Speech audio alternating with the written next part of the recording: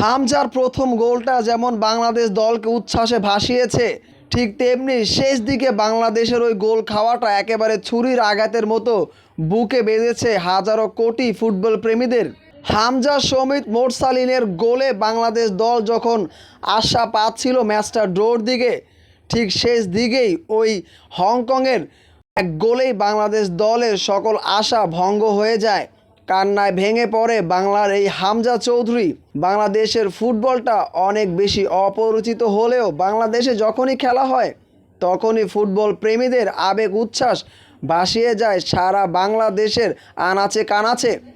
তবে আজকে হংকং চায়নার সাথে বাংলাদেশ দল যেভাবে হেরেছে, এই হারটা বাংলাদেশ দলের প্রাপ্তি নয়, ভাগ্যের কাছেই বাংলাদেশ দল হেরেছে। তবে বাংলাদেশ দল যেভাবে করে লড়াই করেছে হংকংয়ের সাথে তা অবশ্যই প্রশংসার যোগ্য।